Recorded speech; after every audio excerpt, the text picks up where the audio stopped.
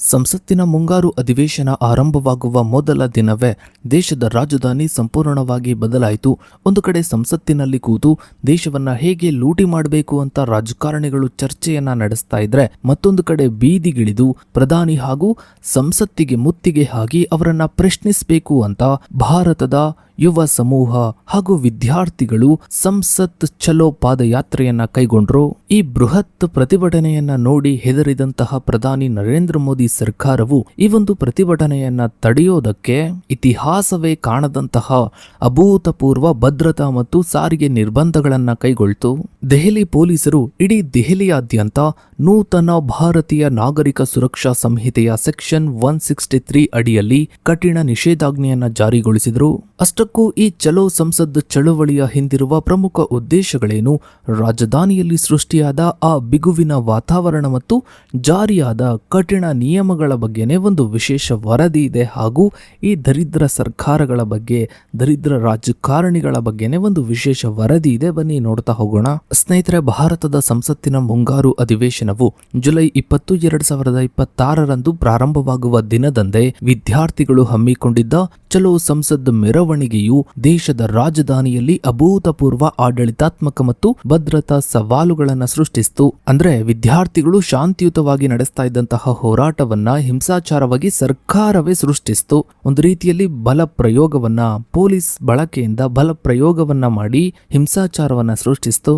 ತಮ್ಮ ಈ ಕಚಡ ಮುಖವಾಡ ಬಯಲಾಗ್ತಿದ್ದ ಹಾಗೇನೆ ನರೇಂದ್ರ ಮೋದಿ ನೇತೃತ್ವದ ಕೇಂದ್ರ ಸರ್ಕಾರವು ಇತಿಹಾಸದಲ್ಲೇ ಅತ್ಯಂತ ಕಠಿಣವಾದ ಭದ್ರತಾ ಮತ್ತು ಸಾರಿಗೆ ನಿರ್ಬಂಧಗಳನ್ನು ವಿಧಿಸಿತು. ದೆಹಲಿ ಪೊಲೀಸರು ಇಡೀ ದೆಹಲಿಯಾದ್ಯಂತ ಭಾರತೀಯ ನಾಗರಿಕ ಸುರಕ್ಷಾ ಸಂಹಿತೆಯ BNSS ಸೆಕ್ಷನ್ 163 ರ ಅಡಿಯಲ್ಲಿ ಕಟ್ಟುನಿಟ್ಟಿನ ನಿಷೇಧಾಜ್ಞೆಯನ್ನ ಜಾರಿಗೊಳಿಸಿದರು. ಸ್ನೇಹಿತರೆ, ಬ್ರಿಟಿಷ್ ಆಳ್ವಿಕೆಯ ಅವಧಿಯ ಕ್ರಿಮಿನಲ್ ಪ್ರಕ್ರಿಯೆಯ ಸಂಹಿತೆ CRPC 1973 ಬದಲಿಸಿ ಜುಲೈ 1, 2024ರಂದು ಜಾರಿಗೆ ತರಲಾದ ಭಾರತೀಯ ನಾಗರಿಕ ಸುರಕ್ಷಾ ಸಂಹಿತೆ BNSS 2023ರ ಅಡಿಯಲ್ಲಿ ಸೆಕ್ಷನ್ 163 ಅತ್ಯಂತ ಮಹತ್ವದ ನಿವಾರಕ ಕಾನೂನು ನಿಬಂಧನೆಯಾಗಿದೆ. ಈ ನಿಯಮವು ಮೂಲಭೂತವಾಗಿ ಹಳೆಯ ಕಾನೂನಿನ ಸೆಕ್ಷನ್ 144ರ ಅಧಿಕಾರವನ್ನ ಹೋಲುತ್ತದೆ ಮತ್ತು ತುರ್ತು ಸಂದರ್ಭಗಳಲ್ಲಿ ಸಾರ್ವಜನಿಕ ಶಾಂತಿ, ಮಾನವ ಜೀವ ಮತ್ತು ಆಸ್ತಿ ಪಾಸ್ತಿಗಳ ರಕ್ಷಣೆಗಾಗಿ ಕಾರ್ಯಾಂಗ ಮ್ಯಾಜಿಸ್ಟ್ರೇಟ್ಗಳಿಗೆ ತಕ್ಷಣದ ಲಿಖಿತ ಆದೇಶಗಳನ್ನು ಹೊರಡಿಸಲು ಅಧಿಕಾರ ನೀಡುತ್ತದೆ.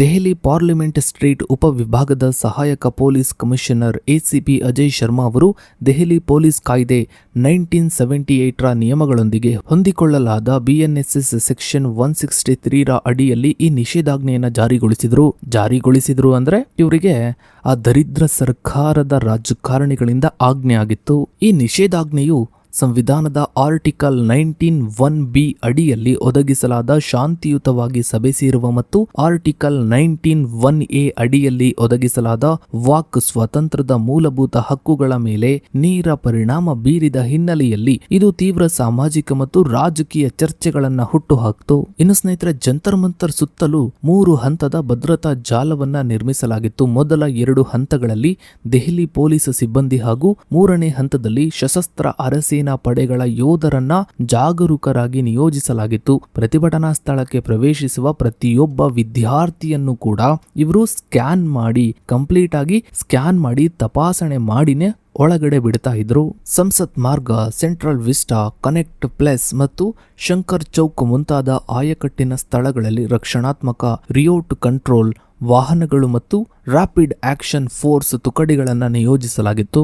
ಇದಷ್ಟೇ ಅಲ್ಲದೆ ದೆಹಲಿಯ ಗಡಿ ಭಾಗಗಳಲ್ಲಿ ಮತ್ತು ಹೆದ್ದಾರಿಗಳಲ್ಲಿ CCTV ಕ್ಯಾಮೆರಾಗಳ ನಿಗಾವಣೆ ಮತ್ತು ಪ್ರತಿ ವಾಹನಗಳ ಸಂಶೋಧನೆಯನ್ನ ಕೈಗೊಳ್ಳಲಾಗಿತ್ತು. ಮತ್ತು ಈ ಬಸ್ಸುಗಳಲ್ಲಿ, ಕಾರುಗಳಲ್ಲಿ ಹೋರಾಟಕ್ಕೆ ಬರ್ತಾ ಇದ್ದಂತಹ ವಿದ್ಯಾರ್ಥಿಗಳನ್ನ, ಯುವ ಸಮುದಾಯವನ್ನ ದೆಹಲಿಯ ಒಳಗಡೆಗೂ ಕೂಡ ಬರೋದಕ್ಕೆ ಇವರು ಬಿಟ್ಟಿಲ್ಲ. ಇನ್ನು ಸ್ನೇಹಿತರೆ, ವಿದ್ಯಾರ್ಥಿಗಳ ಚಳುವಳಿಯ ಬೆಂಬಲಕ್ಕೆ ನಿಂತಿದ್ದ ಸೋನಂ ವಾಂಗ್ಚುಕ್ ಅವರು ಜೂನ್ 28ರಿಂದ ಜಂತರ್ ಮಂತರ್ನಲ್ಲಿ ನಡೆಸುತ್ತಿದ್ದ ಉಪವಾಸ ಸತ್ಯಾಗ್ರಹವು 21ನೇ ದಿನಕ್ಕೆ ತಲುಪಿದಾಗ ಎದರಿದಂತಹ ಬಿಜೆಪಿ ಸರ್ಕಾರವು ಇವರನ್ನ ಬಲವಂತವಾಗಿ ಆಸ್ಪತ್ರೆಯಲ್ಲಿ ಬಂಧಿಸಿತು. ಅಡ್ಮಿಟ್ ಮಾಡುವಂತಹ ನೆಪದಲ್ಲಿ ಇವರನ್ನ ಸಂಪೂರ್ಣವಾಗಿ ಬಲವಂತವಾಗಿ ಬಂಧಿಸಿತು. ಆಸ್ಪತ್ರೆಯ ಸುತ್ತಮುತ್ತ ಸುಮಾರು 100-200 ಜನ ಪೊಲೀಸರನ್ನ ಕಾವಲಿಗೆ ನಿಯೋಜಿಸಲಾಯಿತು. ಇನ್ನು ಈ ದರಿದ್ರ ಸರ್ಕಾರ ಈ ಪ್ರತಿಭಟನೆಯನ್ನು ಹತ್ತಿಕ್ಕೋದಕ್ಕೆ, ತನ್ನ ಅಧಿಕಾರವನ್ನ, ತನ್ನ ಭ್ರಷ್ಟಾಚಾರವನ್ನ ಉಳಿಸಿಕೊಳ್ಳೋದಕ್ಕೆ ಯಾವ ಹಂತವನ್ನ ತಲುಪಿತ್ತು ಎಂಬುದಕ್ಕೆ ಸಾಕ್ಷಿ ಎಂಬಂತೆ ಜಂತರ್ ಮಂತರ್ ಬಳಿ ಕಲ್ಲುಗಳಿಂದ ತುಂಬಿದ್ದಂತಹ ಟ್ರಕ್ ಒಂದು ನಿಂತಿತ್ತು. ಈ ಟ್ರಕ್ ಇಲ್ಲಿ ಯಾಕೆ ನಿಂತಿದೆ ಅಂತ ಸ್ವತಃ ಹೋರಾಟ ಮಾಡ್ತಿದ್ದಂತಹ ವಿದ್ಯಾರ್ಥಿಗಳೇ ಪ್ರಶ್ನಿಸಿದಾಗ ಇದರ ಅಸಲಿ ಬಣ್ಣ ಬಯಲಾಯಿತು. ಶಾಂತಿಯುತವಾಗಿ ನಡೀತಾ ಇರುವಂತಹ ಹೋರಾಟವನ್ನ ಹಿಂಸಾಚಾರವಾಗಿ ಪರಿವರ್ತಿಸಿ ವಿದ್ಯಾರ್ಥಿಗಳ ಮೇಲೆ ಬಲ ಪ್ರಯೋಗ ಮಾಡುವುದಕ್ಕೆ ಈ ದರಿದ್ರ ಸರ್ಕಾರ ಎಲ್ಲಾ ರೀತಿಯ ಪ್ಲಾನ್ಗಳನ್ನ ಮಾಡಿತ್ತು ಎಂಬುದಕ್ಕೆ ಇದೇ ಒಂದು ದೊಡ್ಡ ಸಾಕ್ಷಿಯಾಯಿತು. ದೆಹಲಿಯ ಪ್ರತಿಭಟನೆಯು ತೀವ್ರ ಸ್ವರೂಪವನ್ನ ಪಡಿತಾ ಇದ್ದಂತೆಯೇ ಅಮಾಯಕ ವಿದ್ಯಾರ್ಥಿಗಳ ಮೇಲೆ, ಯುವ ಸಮುದಾಯದ ಮೇಲೆ ಈ ದರಿದ್ರ ಸರ್ಕಾರ ಬಲ ಪ್ರಯೋಗವನ್ನ ಮಾಡ್ತಿದ್ದ ಹಾಗೆ ಮುಂಬೈ ಸೇರಿದಂತೆ ದೇಶದ ನಾನಾ ರಾಜ್ಯಗಳಲ್ಲಿ, ನಾನಾ ಸಿಟಿಗಳಲ್ಲಿ ಮೋದಿ ಸರ್ಕಾರದ ವಿರುದ್ಧ, ದರಿದ್ರ ಸರ್ಕಾರದ ವಿರುದ್ಧ ದೊಡ್ಡ ಆಂದೋಲನವೇ ಶುರುವಾಯಿತು. ಸ್ನೇಹಿತರೆ, ಜುಲೈ 20 ಬೆಳಗ್ಗೆ ದೆಹಲಿಯ ಅತ್ಯಂತ ಪ್ರಭಾವಶಾಲಿ ಪ್ರತಿಭಟನಾ ತಾಣವಾದಂತಹ, ಪ್ರತಿಭಟನಾ ಜಾಗವಾದಂತಹ ಜಂತರ್ ಮಂತರ್ನಲ್ಲಿ ಸುಮಾರು 1 ಲಕ್ಷಕ್ಕೂ ಹೆಚ್ಚು ಜನ ವಿದ್ಯಾರ್ಥಿಗಳು, ಯುವ ಸಮೂಹ ಒಟ್ಟುಗೂಡಿದ್ರು. ಇಡೀ ದೆಹಲಿಯ ಒಂದು ಸಂಪೂರ್ಣ ಯುದ್ಧ ವಲಯದಂತೆ ಗೋಚರಿಸಿತ್ತು. ಬೆಳಗ್ಗೆ 6:39ಕ್ಕೆ ಆಸ್ಪತ್ರೆಯಿಂದ ಸೋನಂ ವಾಂಗ್ಚುಕ್ ಅವರು ಪರೀಕ್ಷಾ ಕ್ರಮಗಳ ವೈಫಲ್ಯಕ್ಕೆ ಈ ಸರ್ಕಾರ, ದರಿದ್ರ ಸರ್ಕಾರ ಹೊಣೆಗಾರಿಕೆ ವಹಿಸಿಕೊಳ್ಳದೇ ಇದ್ರೆ ಅಥವಾ ಸಂಸತ್ತಿನಲ್ಲಿ ಈ ಬಗ್ಗೆ ಗಂಭೀರ ಚರ್ಚೆಯ ಭರವಸೆ ಸಿಗದೇ ಇದ್ರೆ ತಾವು ಉಪವಾಸವನ್ನ ಅಂತ್ಯಗೊಳಿಸುವುದಿಲ್ಲ ಎಂದು ಸೋಷಿಯಲ್ ಮೀಡಿಯಾದಲ್ಲಿ ಘೋಷಿಸಿದರು. ನಂತರ ಬೆಳಗ್ಗೆ 8:30ಕ್ಕೆ ಮೆರವಣಿಗೆಯನ್ನು ಜಂತರ್ ಮಂತರ್ ಆವರಣದೊಳಗೆ ನಿಯಂತ್ರಿಸಿದರೆ ಸರ್ಕಾರವು ಪ್ರತಿಭಟನಾಕಾರರೊಂದಿಗೆ ಮಾತುಕತೆಗೆ ಸಿದ್ಧವಿದೆ ಎಂದು ಹಿರಿಯ ಪೊಲೀಸ್ ಅಧಿಕಾರಿಯೊಬ್ಬರು ತಿಳಿಸಿದರು. ನಂತರ 8:45ಕ್ಕೆ ಜಂತರ್ ಮಂತರ್ ಸುತ್ತಮುತ್ತ ಲಕ್ಷಾಂತರ ವಿದ್ಯಾರ್ಥಿಗಳು, ಯುವ ಸಮೂಹವು ಸೇರಿ ಘೋಷಣೆಗಳನ್ನು ಕೂಗಲಾರಂಭಿಸಿದ್ರು. ಪೊಲೀಸರು ಸಂಸತ್ತಿಗೆ ಹೋಗುವ ಸಂಪೂರ್ಣ ಮಾರ್ಗವನ್ನ ಮುಚ್ಚಿದ್ರು. ಇಲ್ಲಿವರೆಗೂ ಶಾಂತವಾಗಿ ನಡೀತಾ ಇದ್ದಂತಹ ಹೋರಾಟವನ್ನ ಹಿಂಸಾಚಾರವಾಗಿ ತಿರುಗಿಸೋದಕ್ಕೆ ದೆಹಲಿ ಪೊಲೀಸರು ಅಂದ್ರೆ ಇವರಿಗೆ ಆ ದರಿದ್ರ ಸರ್ಕಾರದಿಂದ ಆಜ್ಞೆ ಆಗಿರುತ್ತೆ, ಅದರಂತೆ ಇವರು ನಡ್ಕೊಳ್ಬೇಕಾಗಿರುತ್ತೆ. ಇವರು ಏನ್ ಮಾಡಿದ್ರು ಅಂದ್ರೆ ಅಲ್ಲಿ ಸುತ್ತಮುತ್ತ ನಿಂತಿರುವಂತಹ ವಾಹನಗಳನ್ನ ಹಾಳು ಮಾಡೋದಕ್ಕೆ, ಅವುಗಳ ಗ್ಲಾಸ್ ಅನ್ನ ಪುಡಿ ಮಾಡೋದಕ್ಕೆ ಶುರು ಮಾಡ್ತಾರೆ. ಅಂದ್ರೆ ವಿದ್ಯಾರ್ಥಿಗಳೇ ಈ ರೀತಿಯ ಹಿಂಸಾಚಾರವನ್ನ ಮಾಡ್ತಾ ಇದ್ದಾರೆ ಅಂತ ಬಿಂಬಿಸೋದಕ್ಕೆ ಈ ಪೊಲೀಸರು ನಾನಾ ರೀತಿಯ ಪ್ರಯತ್ನಗಳನ್ನ ಮಾಡ್ತಾರೆ, ಹಿಂಸಾಚಾರವನ್ನ ಶುರು ಮಾಡ್ತಾರೆ. ಇದೆಲ್ಲವೂ ಕೂಡ ಸಿಸಿಟಿವಿಯಲ್ಲಿ ರೆಕಾರ್ಡ್ ಆಗಿದೆ.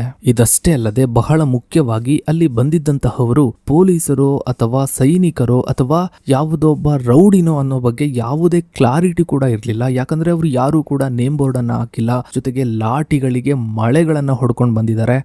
ಹಿಂಸಾಚಾರವನ್ನ ಸೃಷ್ಟಿ ಮಾಡ್ಲೇಬೇಕು ಅನ್ನೋ ಕಾರಣದಿಂದ ಇವರು ಲಾಠಿಗಳಿಗೆ ಮಳೆಗಳನ್ನ ಹೊಡ್ಕೊಂಡ್ ಬಂದಿದ್ರು.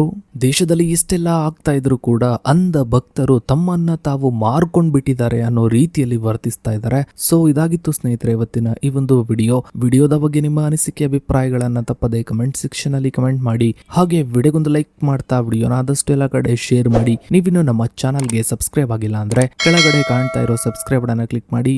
ಹಾಗೆ ಪಕ್ಕದಲ್ಲಿ ಕಾಣೋ ಬೆಲ್ ಐಕಾನ್ ಕೂಡ ಕ್ಲಿಕ್ ಮಾಡಿ. ಥ್ಯಾಂಕ್ಸ್.